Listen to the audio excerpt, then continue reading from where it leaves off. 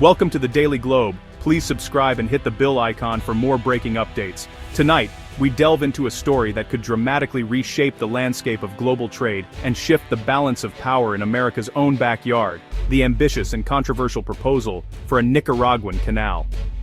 This project stands as a direct challenger to the legendary Panama Canal, a waterway that has long been the lifeblood of international shipping and commerce.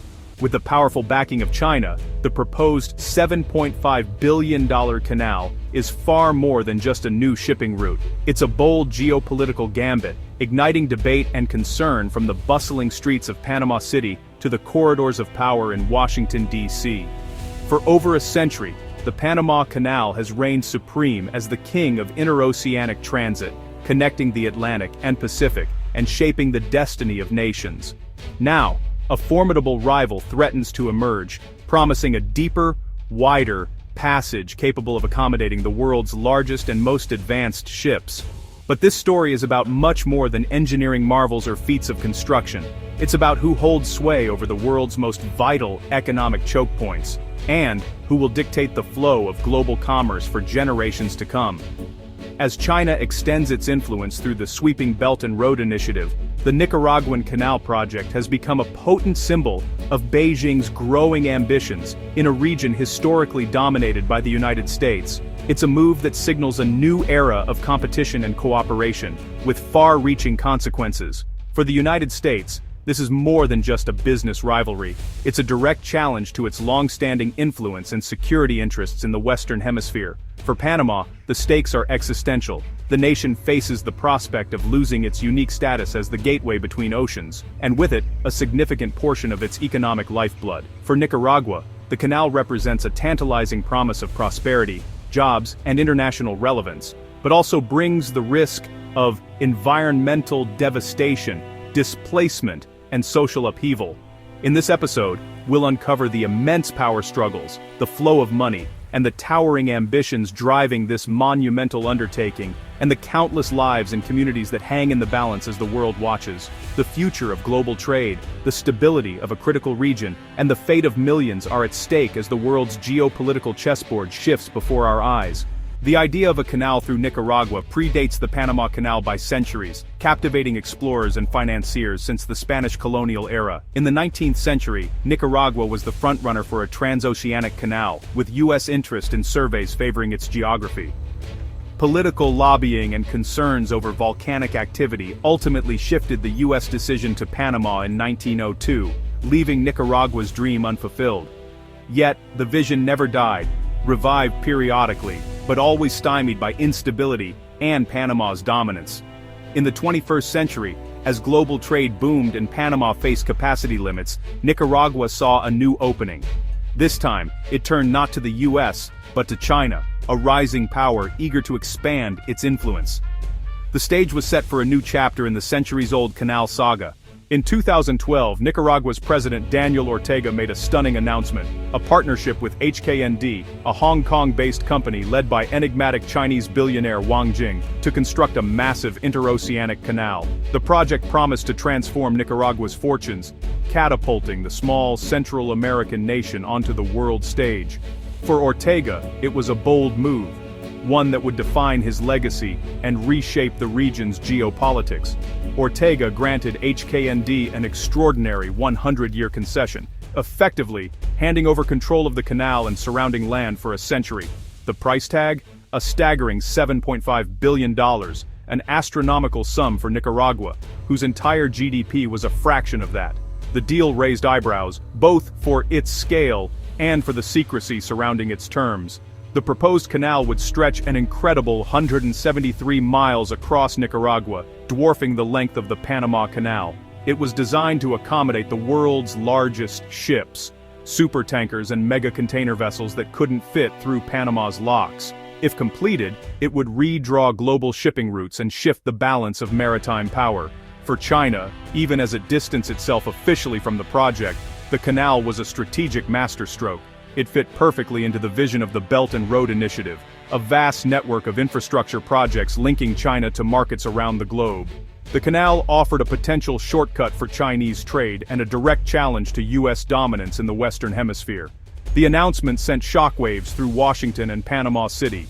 U.S. officials saw the project as a threat to American security interests and a challenge to the century-old dominance of the Panama Canal. For Panama, the new canal threatened its economic lifeline and strategic importance. Officially, the project was framed as a purely commercial venture, promising jobs and development for Nicaragua. But few outside observers believed it was just about business. Many saw it as a key piece in China's global ambitions, a move to expand its influence in Latin America and beyond.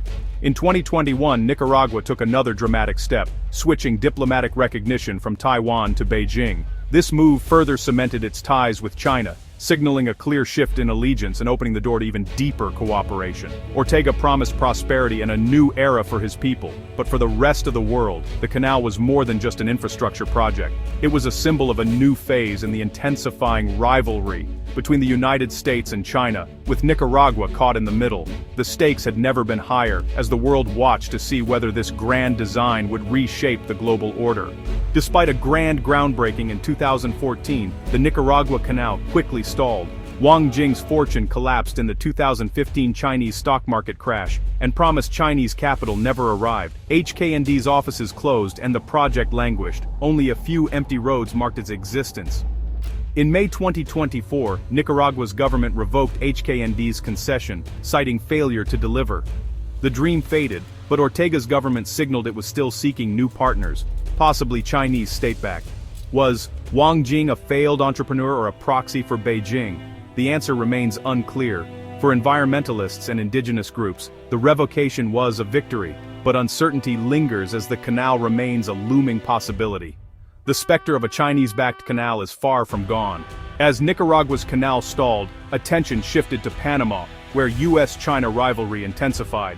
China's economic footprint grew with major infrastructure contracts and control of key ports. Alarmed, the U.S. ramped up pressure, culminating in Panama's 2025 withdrawal from the Belt and Road Initiative after a high-profile U.S. visit. Soon after, BlackRock, a U.S. firm, acquired a controlling stake in Panama's main ports from a Hong Kong company. This deal restored American control over the canal's entry points, a major strategic win. While Chinese technology remains a concern, the U.S. reasserted primacy over canal operations. The move dealt a blow to China's ambitions in Panama, but the rivalry is far from over. The canal remains a flashpoint in the global contest for influence.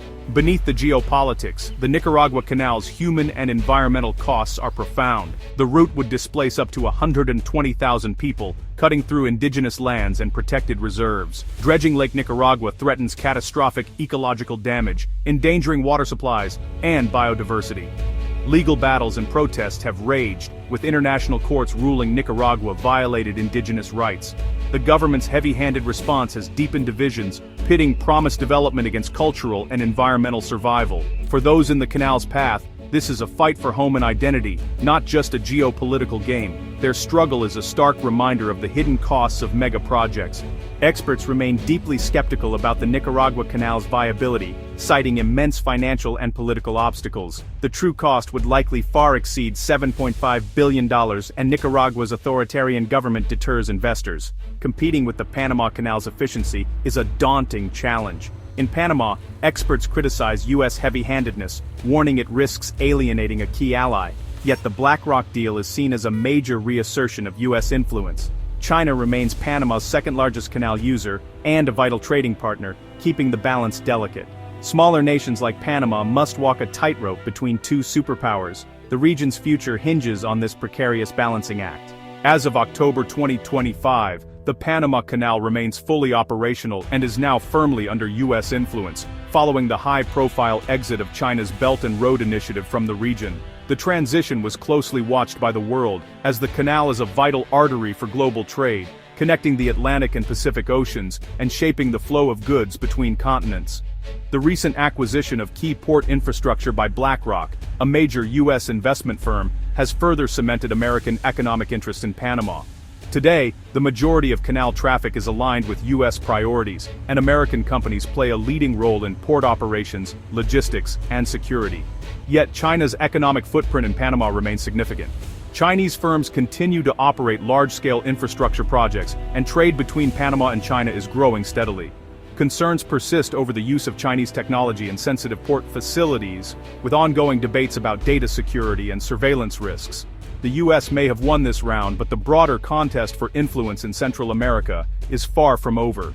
In neighboring Nicaragua, the ambitious Canal project remains stalled.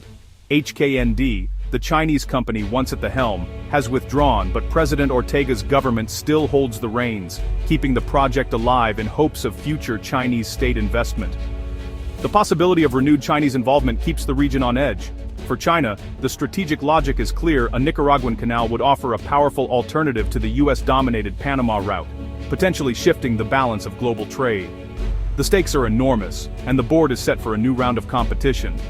Both superpowers are watching each other's moves closely, treating Central America as a critical chessboard in their global rivalry. The future of transit through this region, and the fate of international commerce, hangs in the balance. Around the world, governments, businesses, and ordinary people are watching to see who will make the next play in this high-stakes game. The Nicaragua Canal story is far from over. Its next chapter could reshape the world. If built, it would re-engineer shipping routes, lower costs, and mark China's biggest move into the Western Hemisphere, escalating US-China tensions. If it fails, it's a victory for activists, but the rivalry will persist in other arenas. The US must work to maintain primacy in Panama as China's economic influence grows. The canal's fate is a bellwether for the international order, cooperation, or zero-sum competition. It will test the world's commitment to human rights and the environment against national interests. Decisions made today in Managua, Beijing, and Washington will shape the world's future. This is not just a story about a canal. It's about the future of us all.